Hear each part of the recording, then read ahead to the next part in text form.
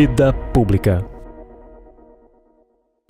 Bem-vindos à Vida Pública, realizado pela Fundação Baldino do Amaral, TV Jornal Cruzeiro do Sul e TV Com. Este é um espaço democrático de reflexão e troca de ideias sobre os assuntos que, mesmo sem que se perceba, influenciam a vida de cada pessoa.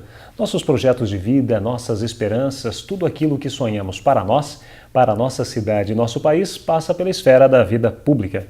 Espaço aberto à pluralidade, Vida Pública é um debate permanente sobre a realidade que nos cerca, para o qual estão convidados você, telespectador, e aqui, em nosso estúdio, todos os que têm alguma coisa importante a dizer. E a palavra hoje está com a professora de Psicologia da Educação, Sônia Schebel Mercado Spart. Nascida em Sorocaba em 28 de junho de 1948, Sônia Schebel é casada com Alceu Spart, mãe de Cláudia, Márcia e Mônica, e avó de Hugo, Sofia, Júlia e Leonardo. Graduada em Pedagogia pela Faculdade de Filosofia, Ciências e Letras, a FAF de Sorocaba, a atual Uniso, Universidade de Sorocaba, com mestrado e doutorado em Psicologia da Educação pela Pontifícia Universidade Católica PUC de São Paulo e com tese sobre jovens no trânsito, um assunto importantíssimo. Sônia Schebel foi a primeira presidente do Comotran, o Conselho Municipal de Trânsito aqui em Sorocaba. Foi vice-diretora de 1980 a 1984 e diretora de 1988 a 1992 da FAF e vice-diretora do campus Sorocaba da PUC São Paulo, de 1997 a 2001. Foi conselheira da Fundação Dom Aguirre, entidade mantenedora da Uniso e do Colégio Dom Aguirre, de abril de 2008 a abril de 2014. Sônia, seja muito bem-vinda ao Vida Pública de hoje. Muito obrigada, o agradecimento é todo meu. Sônia, este assunto sobre trânsito é um assunto que instiga muitas pessoas. Alguns não têm tanto interesse, mas que bom que a maioria tem. E não tem como ser diferente, né? Todo mundo hoje em dia precisa transitar. E eu me lembro de um artigo que você escreveu em que alguém disse que o primeiro veículo de transporte que nós utilizamos foi o sapato. É isso mesmo? É isso mesmo, é um professor de Psicologia do Trânsito da Universidade de Brasília. E é o Helmut Günther, alemão, mas radicado no Brasil, porque o problema do trânsito, eles trazem essa pesquisa, esse interesse de outros países, né? Mas está na Universidade de Brasília. Quem tinha o sapato caminhava mais rápido do que o outro, porque não machucava o pé, coisa assim, né? Então, é interessante o estudo dele. Mas o que é trânsito, né? Os pesquisadores dizem é o espaço compartilhado da circulação humana. Circulam animais, pessoas, todos nós somos pedestres e a primeira vocação nossa é ser pedestre. Ciclista, motociclista, caminhão, ônibus, o carro de passeio. Como que tem que conviver? Como nós temos que conviver em harmonia para não ter essa quantidade de acidentes e essas mortes e que nos entristece demais, né? E o Brasil que chama atenção, né, no número de acidentes também. E há pesquisas, você como uma estudiosa, que diz que mais de 90% é isso, o envolvimento em acidentes é sempre por uma falha humana. Olha, quando a gente trabalha com números na questão de trânsito, eles são um pouco relativos, né? Não é uma estatística assim absoluta, mas mais ou menos é por aí, de 80% a 100%, essa margem aí de 20%. Então, se justifica o estudo de psicologia do trânsito, sociologia do trânsito, a educação para o trânsito. Quando eu era criança, e isso a gente vê nos históricos do trânsito no Brasil, quem cuidava do trânsito era o guarda de trânsito. É verdade. Era o guarda. Ele que apitava, ficava o tempo todo com apito, multava ou orientava. Mas hoje o trânsito é um assunto multidisciplinar. Quer dizer, entra a medicina de tráfego, a questão do acidentado, do atendimento ao politraumatizado, na via ainda, etc. Entra a engenharia de tráfego. Quer dizer, todo o planejamento da cidade, as vias, a mão, a contramão, o limite de velocidades. Quem é que vai estabelecer o limite de velocidade numa via, numa rodovia? É o engenheiro. Entra a questão da psicologia, quer dizer, você está com um carro na mão de 1 tonelada, ou pouco menos. Eu lembro do K, que talvez tenha um pouquinho menos, mas normalmente você está com 1 tonelada. E esse veículo, essa máquina contra o corpo humano, quem é que leva pior? no caso de um atropelamento ou mesmo de uma colisão. Não precisa nem de um estudo científico para saber, né? Que hoje, muitas vezes, o planejamento tem que ser de uma equipe multidisciplinar, porque o assunto é multidisciplinar. Por que o seu interesse, Sônia, com relação ao jovem no trânsito? Pois é, esse currículo aí que você leu, eu fui professora universitária de psicologia, psicologia da educação, psicologia em saúde, psicologia da aprendizagem. A psicologia tem várias ramificações, mas fui sempre em universidade. Na Uniso foram 36 anos. E na PUC São Paulo, 33. E ainda tem a FEFISO, Faculdade de Educação Física de Sorocaba, eu fiquei 10 anos lá. Mas concomitantes. Sim. Senão já imagina quantos anos você teria agora, né? Pois é, então era concomitantes. Era contrato de 20 horas numa, 20 horas na outra, dava 40, etc. Sim. Por que o meu interesse? Porque trabalhando com universitários, aparecia fulano de tal, aluno de letras, ou de matemática, ou de enfermagem, ou de educação física, licença saúde, licença por acidente de trânsito, foi atropelado, ficou 6 meses, trabalho domiciliar, tem que enviar o trabalho em casa porque ele não pode assistir aula, tem toda uma legislação que regulamenta.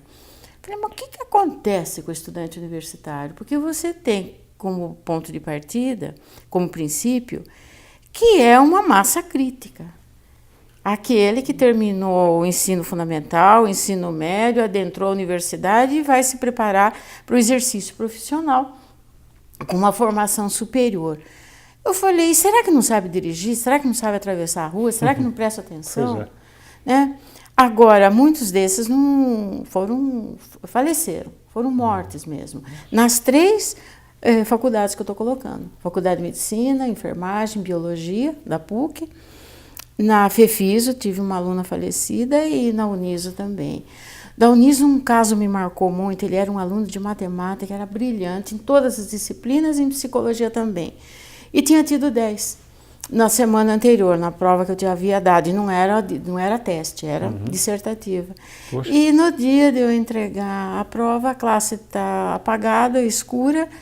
E o rapaz tinha falecido num atropelamento na Raposo Tavares. Atropelamento? Atropelamento, na altura lá de Cotia, por ali.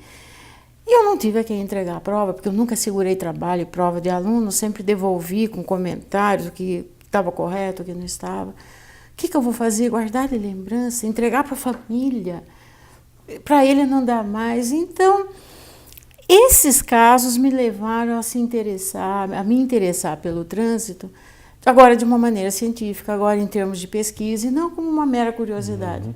Foram os meus alunos com licença médica ou falecidos. Você descobriu nos seus estudos, Sônia, que a maturidade influencia nessa responsabilidade no trânsito ou não? Você diz maturidade de idade mais avançada? Isto. Sim.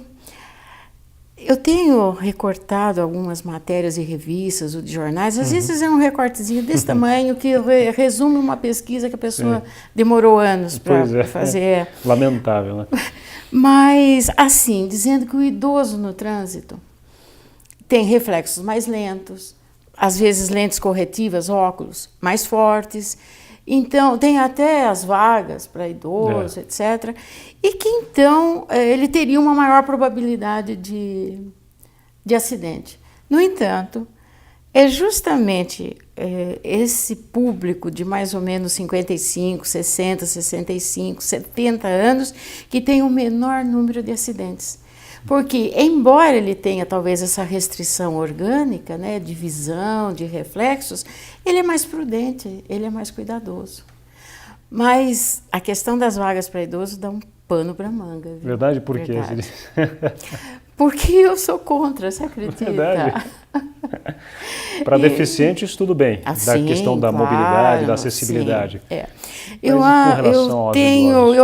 tenho certeza, porque eu já tenho 66 anos.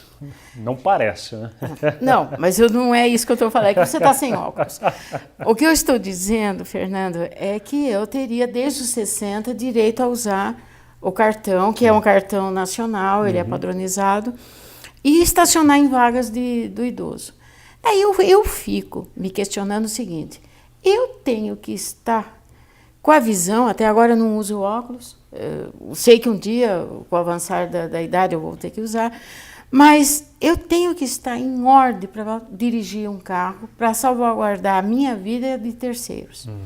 Então, e eu às vezes faço questão de estacionar numa vaga, seja em supermercado, em shopping, onde que seja, que eu tenha que manobrar, dar ré, porque a vaga é estreita, não é de idoso, é vaga comum. Para ver, eu tô bem ainda como motorista, porque o dia que eu não me sentir bem, eu paro de dirigir, eu tomo táxi, minha filha dirige. Então, eu vou para São Paulo com frequência, dirijo, me considero que dirijo bem lá. Nunca usei GPS, porque é outro motivo de distração. Eu sei que tem pessoas que defendem o uso, mas eu não. Então eu me informo do lugar que eu vou. Né? Eu já tenho conhecimento da cidade, eu me informo do lugar e vou. E placas em São Paulo, eu considero São Paulo uma cidade muito bem sinalizada. Em termos de placas, de você se dirigir a algum bairro, a algum lugar que você precisa ir. Então...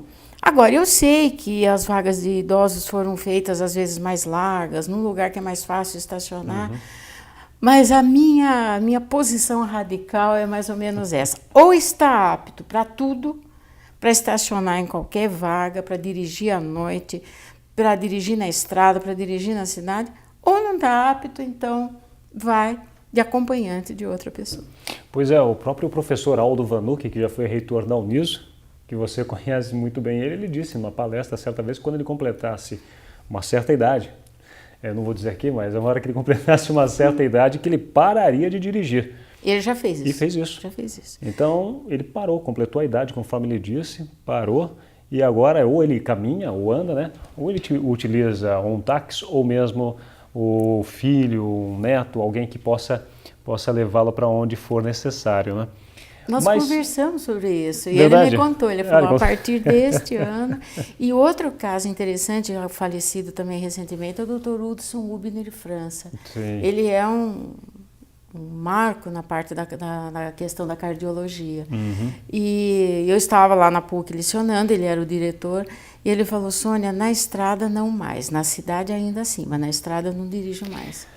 Então, eu acho que é uma prudência da pessoa, né? Eu acho isso importante, né? Você tem a consciência de certas limitações que o ser humano tem, né? É claro. Agora, já que nós estamos tocando nesse assunto, é mais difícil, dizem, é mais fácil dirigir na cidade ou na estrada? E o trânsito em São Paulo é melhor que o de Sorocaba? E eu sei que você é bastante viajada por aí. Não, olha, Fernanda, aqui o que eu vou falar é uma opinião pessoal. Sim. Agora não é uma pesquisa científica, é uma opinião pessoal. Em São Paulo, se o motorista da frente dá seta para a direita, ele entra à direita. E se ele der seta para a esquerda, ele entra à esquerda. Entre outras observações. Aqui nem sempre. Aqui nem sempre. Entre cidade e estrada, eu prefiro estrada, mas não para correr. Não é para correr. O limite da Castelo Branco é 120. Às vezes eu vou 10 a menos, 110, e às vezes a 100. Bom, tem um trecho do pedágio até São Paulo que o limite máximo é 100 mesmo. Isso mesmo. É 120 até o pedágio, de Sorocaba até o pedágio. Eu não sei, parece que flui mais, não tem lombada, não tem semáforo. Mas, por outro lado, tem aqueles que avançam, que correm muito mais do que abusam mais. E à noite o cuidado é muito maior por causa agora das pessoas que estão começando a andar na contramão. Quer dizer, era um fenômeno, nossa, raríssimo no passado. Agora não. Aqui na Castelinho teve uma morte porque a motorista entrou na contramão à noite. Na Castelo Branco eu presenciei, não o acidente que aconteceu, mas logo depois de ter acontecido, o rapaz também na contramão e andou 15 quilômetros na contramão. Esse foi extremamente noticiado pelos jornais de circulação nacional e eu tinha passado por ali meia hora depois do acidente. Então, gosto da estrada, mas o perigo à noite, então daí eu prefiro a cidade. É verdade. Sônia, as autoescolas preparam os motoristas para dirigirem, os primeiros motoristas. O aluno lá, a pessoa completa 18 anos, vai para a autoescola para tirar a habilitação. São 20 aulas hoje, incluindo 5 que são à noite, que eu acho que isso foi um ganho porque não tinha. Mas ainda existem algumas falhas também no sistema educacional de formação do aluno, não existe? Sim, bom, o nome autoescola, com o Código de Trânsito Brasileiro, o atual, chama-se CFC, Centro de Formação de Condutores. Eu acho que deu uma melhorada em relação à autoescola anterior, mas ainda há muito a se fazer, mesmo a parte teórica, né? Eu acho que a parte teórica não é para fazer um questionário, acertar e pronto. Aquilo é uma aprendizagem para viver no dia a dia. A sinalização, a responsabilidade, o meio ambiente, a poluição que o carro possa fazer, dirigir na chuva, dirigir com neblina. Então, mas é um conjunto, Fernando, que eu creio que a autoescola faz uma parte, o Centro aí de Formação de Condutores faz uma parte, a outra parte eu vejo com uma grande responsabilidade a família. Porque a família, às vezes, delega para outras instituições aquilo que é responsabilidade dela. Delega para a escola. A escola de ensino fundamental, da primeira à nona série, ou colegial, muitas vezes aquilo que era a responsabilidade da família. E para o Centro de Formação de Condutores também muitas vezes delega, como dizendo, eles vão te ensinar tudo. Olha, o exemplo, antes do jovem completar 18 anos, ele já andou de carro, de ônibus, de metrô, de trem, de bicicleta, talvez na garupa de uma moto, etc. Ele já viu pais, primos, avós, colegas dirigirem, colegas que eu digo mais velhos, irmãos mais velhos. E que exemplos essas pessoas deram para esse jovem ou para essa criança? Eu não concordo com um programa de educação de trânsito para a criança que diz que a criança tem que fiscalizar os pais. Se está usando cinto, se não usa o celular. É o inverso. Os pais, o adulto ou os adultos que devem dar o exemplo para a criança. Então, no CFC, ele vai aprender outros conhecimentos que a família não dá, ou que a família não tem condição de dar, um simulador, ou carro adaptado na autoescola. Isso é no Centro de Formação de Condutores. Mas o exemplo de não ultrapassar o limite de velocidade, de usar o cinto, de não falar o celular. Não cruzar o farol vermelho, né? Não levar animal solto no carro. Já aconteceu acidente por conta disso, né? Sim, eu me lembro, não tão recente, mas também não tão longe assim, em São Paulo mesmo, uma mulher dirigindo um carro não foi nem em São Paulo, foi aqui na região de Sorocaba mesmo. Se eu não me engano, foi em São Roque. Dirigindo o carro, ela perdeu o controle e capotou o veículo porque o cachorro estava solto. E ele quis sair do banco de passageiro, o cachorro estava no banco de passageiro, e pulou para o banco da motorista. E aí foi quando atrapalhou a motorista e ela se acidentou. Pois é, e criança usar a cadeirinha. Olha, você tem que falar para os pais que a cadeirinha é uma segurança a mais para um bebê, para uma criança de 4, 5, 6 anos. E que se eles não usarem, vai ser multado, é o máximo do absurdo. Quer dizer, olha, se você não proteger a vida do seu filho, eu vou multar então você. Eu vou multar você. Ou se você não proteger a sua própria vida, né?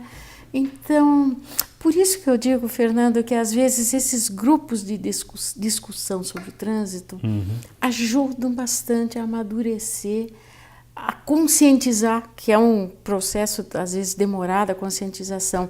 Você fala dos animais, desse exemplo que você citou, eu tive um dos alunos entrevistados que ele, do curso de medicina, ele entregava os animais, que a mãe era criadora de animais de raça. E ele entregava os filhotes no final de semana, numa cidade próxima que é Sorocaba. Mas sem usar o transportador, quer dizer, o objeto lá adequado, né? Uma espécie de gaiola, né? Uma coisa assim. É, que eles chamam de transportador, que tem os furos para respirar, a portinha bem firme. E um dia também, um dos cachorros saía com 3 filhotes. Um dos cachorrinhos pulou nele, não chegou a capotar, acontecer isso, mas ele foi para o acostamento, ele levou um susto. E, bom, ele só falou isso na entrevista. 5 meses depois da entrevista, quando eu já estava redigindo a tese e analisando os dados já na parte final, ele me encontra no campus aqui da PUC e ele diz: professora, eu continuo entregando os filhotes que a minha mãe cria. Eu falei, tá certo, mas agora eu uso transportador. Eu falei, mas você não precisa prestar conta, contar isso para mim. Ele falou, eu quero que a senhora saiba, porque foi daquela entrevista que eu me conscientizei disso, né? Sônia, você teve uma experiência com relação à direção não defensiva, mas sim a direção preventiva. Até nós tivemos um especialista aqui também, o Lado Salomone, falando a respeito dessa questão, o Orlando Salomone, sobre essa questão de você fazer algo a mais, investir mais também no teu conhecimento na área do trânsito. E a direção preventiva, porque defensiva dá a ideia de que você está se defendendo de algo, né? E quando na verdade é a prevenção mesmo que você pratica, ele diz que é importante. Você teve uma experiência parecida com isso, né? Olha, e claro, você acha importante, né? Eu acho. Bom, eu queria fazer um curso assim, mas o que me aconteceu foi por acaso. Eu estava no Rio de Janeiro, era um congresso de medicina de tráfego, chama Abramet, a instituição. E o primeiro curso que eu faria, pré-congresso, era com o Gerald Wide, um psicólogo holandês, radicado no Canadá, e que pesquisa trânsito, e ele vinha para o Brasil. Dá um curso pré-congresso, e ele tem esse livro, que depois, se der, eu comento rapidinho. Sim. Só que não teve teto para ele sair do Canadá, e no primeiro dia eu chego lá, tem um aviso que foi transferido para o domingo. O congresso começava numa segunda, terminava no sábado. E o curso da segunda foi transferido para o domingo. Bom, eu digo, e agora? O que eu vou fazer? E você, segunda-feira, estava lá, né? Estava lá. E os outros cursos eram especificamente para médicos. Né? De socorrer o acidentado ali que está sangrando. Eu falei, eu não vou aproveitar muito isso. Então, eu fui ler o Globo, de ponta a ponta, até a parte de esportes. E na parte de esportes estava curso de direção preventiva fornecido pela Volvo do Brasil. Eu falei, daí eu vou ler, na tarde daquele dia. Aonde? No Autódromo de Jacarepaguá. Eu falei, Eu falei, é esse que eu vou preencher meu tempo. E daí teve toda uma história que eu vou resumir, tinha que fazer uma inscrição, tinha o telefone, eu ligo, dá em Curitiba, porque a sede da Volvo no Brasil é em Curitiba, eles dizem que está lotado, mas pode ficar na lista de espera, daí eu dou todos os dados, interessante, porque tem que dizer se tomava medicamento, que tipo de medicamento, porque há medicamentos que tem restrição para você dirigir. Se você já tinha feito colisão, eu tinha passado por isso, se renovou a carta, quanto tempo tinha a carteira de habilitação. Bom, o endereço residencial eu dou Sorocaba, mas eu estou no Rio de Janeiro, daí eu expliquei o que eu fazia lá. Conclusão, na hora do almoço, um garçom veio me chamar, porque isso foi em 1999. Até o livro está autografado pelo autor. E eu não tinha celular em 99, também nem lembro se já existia celular. Não, estava começando ainda. Estava começando. O garçom veio me chamar na hora do almoço, que tinha o interurbano de Curitiba. Teve uma desistência, eu era a primeira da lista de espera e eu vou. Você estava lá esperando. E foi muito interessante. Bom, primeiro que eu fui, naquele ano, a única mulher no Brasil que fez esse curso, porque tinha mulheres no autódromo que estavam acompanhando os maridos que faziam o curso. Quando o curso acabou, eles quiseram me entrevistar. Qual o meu interesse? Eu falei, bom, primeiro, eu sou motorista. Então, já sou motorista, eu quero aprender. Mas em 99 eu estava no início da tese de doutorado. Era um motivo a mais, mas se não tivesse essa tese, eu sou motorista. E daí, primeiro você se familiariza com o carro Volvo, como o câmbio mecânico, o câmbio automático, que é híbrido, que passa de um para outro, etc. Depois você dá várias voltas no autódromo, tem um instrutor do lado. Mas daí o slalom, aqueles cones que são colocados, e daí como é que você esterça, etc. Em vez de slalom, é um obstáculo, vamos supor que você vai... Slalom de frente, tudo bem, slalom de ré. Você faz slalom de ré e tampa o espelho retrovisor da frente, e você tem que olhar nos dois laterais. Freios ABS, nós aprendemos muito sobre freios ABS, depois pega o carro, breca, e ele tem que parar, porque a distância entre frenagem, você frear o carro e ele parar, é menor, sempre tem uma distância, não é zero, mas é menor do que o freio convencional. Depois em pista seca, pista molhada, e Bom, a cadeirinha, que naquela época a cadeirinha da criança já era colocada ao contrário, porque aqui no Brasil começou a colocar a criança no banco de trás, mas olhando para o encosto da frente. Sim. E lá eles já usavam ao contrário. Na Suécia ao contrário, né? Bom, uma série de dados que eu recomendo para todos. Agora, eu tive o privilégio, por que privilégio? O curso foi gratuito. Foi promovido pela concessionária Volvo de Niterói. Os 2 instrutores eram suecos do Centro de Pesquisa em Segurança no Trânsito da Volvo. Mas não precisa ter todo esse aparato. Eu acho que Sim. Qualquer curso de direção preventiva, para ver o encosto de cabeça, isso me chamou muita atenção. Se a distância for maior do que 15 centímetros, você pode frear o carro, ter uma colisão, bater, o corpo vai para frente e vai para trás. Você bate a cabeça no encosto de cabeça, se ele estiver muito distante, você quebra o pescoço, você morre na hora e você não derrama uma gota de sangue. Então, o encosto de cabeça é importante saber a distância. Que, claro que não é dirigir encostado. Deitado. Não, deitado também que eles falaram. E a posição da direção é 15 para as 3. 15 para as 3. 15 para as 3, as duas mãos. E esterçando o volante na posição normal, né? Não o famoso... Não cruzando, torcido. Então, tirar leite da vaquinha. E mesmo assim, às vezes a gente diz, puxa, tal situação eu podia ter feito melhor, tal situação. Quer dizer, é um aprendizado constante, como tudo na vida. Você pode ter 30 anos de carta, você ainda tem o que aprender. Né? Sônia, a Rádio Cruzeiro FM está fazendo aquela campanha do uso do celular. O governo federal tem uma campanha Mãos no Volante, porque justamente esse fato de você se distrair com o celular, até mesmo o retrovisor, que tira um pouco da sua atenção, acabam influenciando na dirigibilidade, naquilo que está acontecendo lá na frente. Você tem esses 2 livros aí também de 2 especialistas, né, que você queria comentar. Rapidamente, pode falar sobre eles? Olha, quando eu comecei... Aliás, as pessoas podem comprá-lo também, né? Tá sim, um publicado pela USP e outro pela Casa do Psicólogo, os 2 de São Paulo. Quando eu comecei a me interessar pelo trânsito, agora como tese de doutorado, eu tive que fazer um levantamento bibliográfico. E o primeiro que eu localizei, e foi o primeiro escrito no Brasil, foi do Reinier Rosenstraten. Ele é holandês, foi colega do Gerald Weide na Holanda, se radicou na Holanda e ele no Brasil. Ele veio, lecionou a vida toda na USP de Ribeirão Preto, fez pesquisas com os alunos de psicologia sobre o trânsito, sobre o tempo de reação, sobre o conhecimento das placas de trânsito, da sinalização. Que você estava falando que tem toda uma característica, né? Ele estudou muito psicofísica. E na psicofísica ele coloca que tamanho deve ter a letra de uma placa de trânsito para o motorista conseguir ler, se o motorista estiver a 80 por hora, 100 por hora, coisas assim. Então, esse é da editora da USP, da EDUSP. Psicologia do Trânsito, Conceitos e Processos Básicos, do Reinier Rosenstraten. Agora, o outro que eu tive que ler em inglês, mas agora está em português. Porque está em português, porque eu comprei o livro em 99, defendi o doutorado em 2003 e a tradução saiu em 2005. É interessante, é o risco aceitável, o limite aceitável de risco.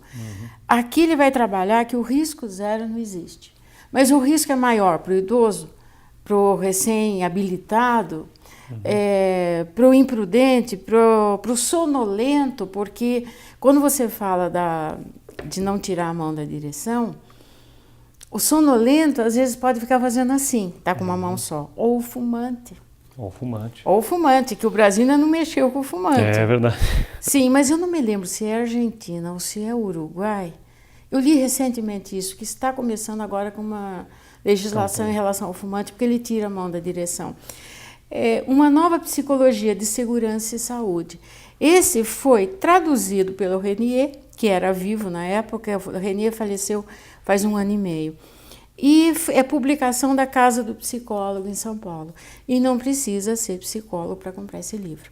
Quem trabalha com educação para o trânsito, ou trabalha em secretaria de transporte, de trânsito, trabalha em escolas com projetos de educação, ou dentro da CIPA, Comissão Interna de Prevenção de Acidentes. Eu acho que, ou então você não está fazendo nada disso, você é motorista. E você quer ler um pouco sobre o risco para você administrar esse risco, gerenciar esse risco, desenvolver uma direção preventiva, não pelo curso que fez, mas a partir da leitura do livro. Sônia, quero agradecer muito a sua participação no Vida Pública de hoje. Nossa, eu que agradeço essa oportunidade, viu, Fernando? Muito obrigada.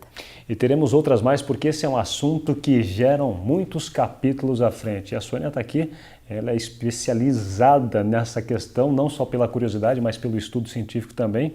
E tem muito mais informações que poderá contar para nós em outros programas. O Vida Pública de hoje conversou com a professora de Psicologia da Educação, Sônia Schebel Mercado Spart.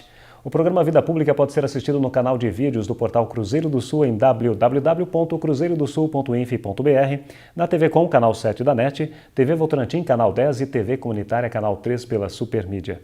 Agradecemos também a participação da nossa equipe de produção, o editor-geral Ednilson Jodar Lopes e o estagiário de produção Gustavo Henrique de Campos.